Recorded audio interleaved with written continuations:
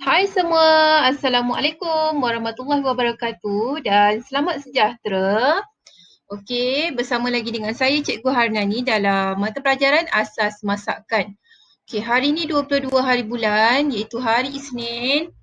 Okey, apa khabar semua hari ini? Sihat? Cikgu doakan semua berada dalam keadaan sihat dan ceria-ceria selalu.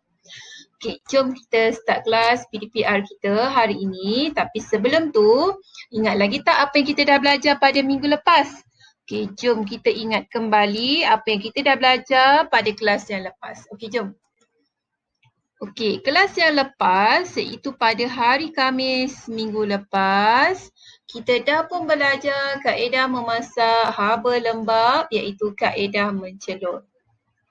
Okey, ingat lagi tak? Kaedah memasak haba lembap ada 5 kaedah. Mencelur, merenih, merendidih, mengukus, merebus. Okey, ada 5 kaedah memasak haba lembap. Okey, dan minggu lepas, hari Khamis, kita dah pun belajar kaedah yang pertama iaitu kaedah mencelup. Okey, ingat lagi tak? Kaedah mencelur maksudnya kita masukkan bahan masakan dalam air yang mendidih untuk jangka masa yang singkat. Okey, kaedah ini sesuai untuk melembutkan makanan. Kat sini dia bagi contoh melembutkan sayur. Ada lagi satu, kita melembutkan mi Maggi untuk kita makan ataupun kita masak Maggi goreng segera. Okey, itu awak boleh cuba kat rumah. Okey, dan hasil masakan untuk kaedah mencelur diberi contoh dekat sini ada 3 hasil masakan. Yang pertama gado-gado, yang kedua mi. Kita celur mi untuk kita makan sama ada kita makan mi sup ataupun sebelum kita nak menggoreng mi tu kita celur dulu untuk buang dia punya rasa tepung, rasa kapur, rasa kanji. Okey, kita buang dulu, kita celur dulu dalam seminit dua, lepas tu baru kita goreng. Okey, kemudian kita dah pun hasil masakan yang ketiga ialah yong tofu. Okey, minggu lepas juga cikgu ada berikan contoh video memasak sayur pak choy. Okey, ada yang dah cuba tak kat rumah? Kalau tak ada yang cuba, awak bolehlah cuba masak sayur pak choy tu dengan kaedah mencelur untuk makan tengah hari dan sebagainya bersama keluarga, okey? Baiklah, untuk hari ini kita akan belajar kaedah memasak haba lembap yang kedua iaitu kaedah merenih. Okey, jom kita tengok apa yang dimaksudkan dengan kaedah merenih ni. Okey, merenih ialah memasak makanan ataupun memasak bahan masakan menggunakan air mendidih dalam tempoh yang lama di dalam periuk bertutup dengan menggunakan api yang perlahan.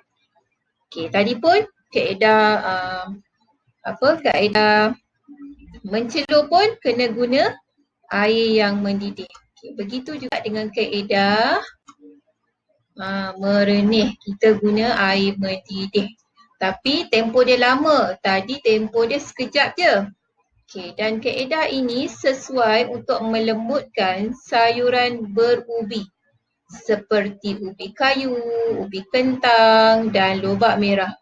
Contoh hasil masakan kari kambing, bubur nasi ataupun sup ayam.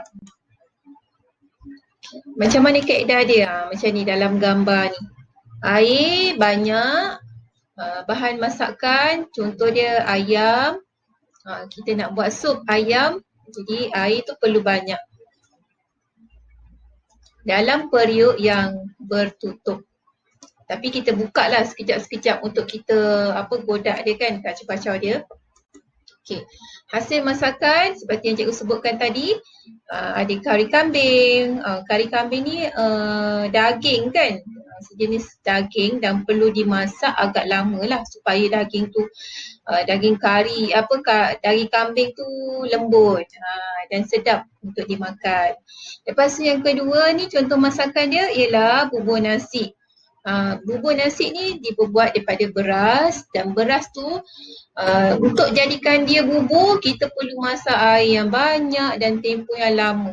Selagi beras tu tak pecah, tak hancur, segitulah kita akan renihkan dia.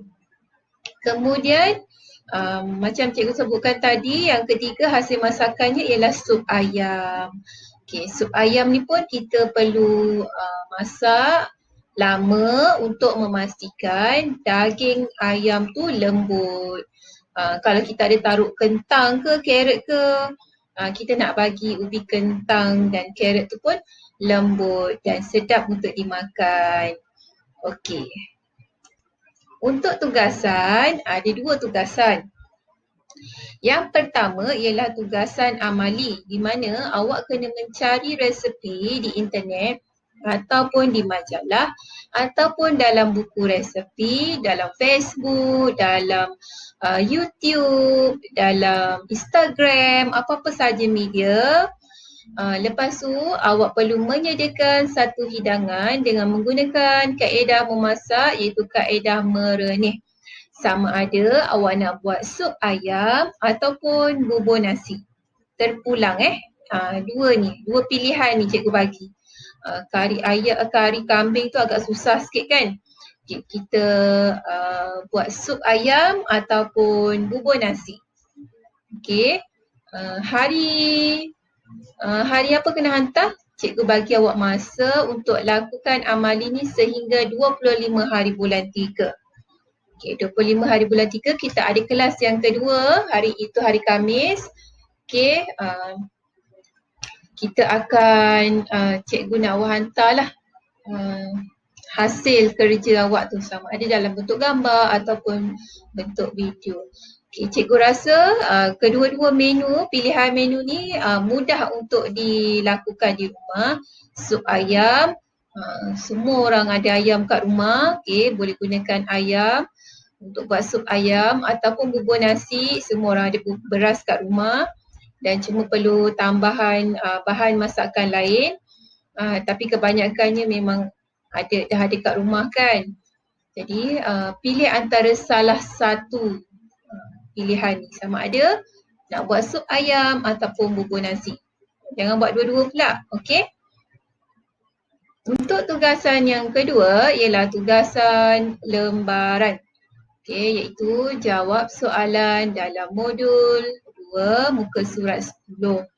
Okey, cikgu macam cikgu cakap sebelum-sebelum ni lah, bilangan yang menghantar tugasan agak kurang memuaskan. Okey, cikgu berharap kalau awak buat tugasan, walaupun awak tak hantar, awak isi je kehadiran tu. Okey, kat situ cikgu dah boleh tick markah PBD awak. Kalau awak tak isi kehadiran dan tak hantar tugasan pada saya dalam bentuk gambar, saya kira awak tidak menyiapkan tugasan dan tak adalah markah untuk PBD. Dan macam saya cakap sebelum ni, tajuk ini tidak akan diulang. Okey, sebab kita ada banyak tajuk yang kita perlu habiskan sehingga bulan November. Jadi saya tak akan ulang balik tajuk ni. Andai awak tak buat tugasan dan awak tak mengikuti PDPR ni, awak yang rugi. Okey? Itu saja daripada saya untuk hari ini. Terima kasih anak-anak semua. Okey, jangan lupa buat tugasan cikgu. Okey, jangan lupa jaga diri, jaga kesihatan. Tak lama lagi dah kita nak buka sekolah dan kita akan belajar secara bersemuka. Okey, cikgu harap semua jaga diri, jaga kesihatan. Okey, itu saja daripada saya. Bye semua. Assalamualaikum warahmatullahi wabarakatuh dan selamat sejahtera.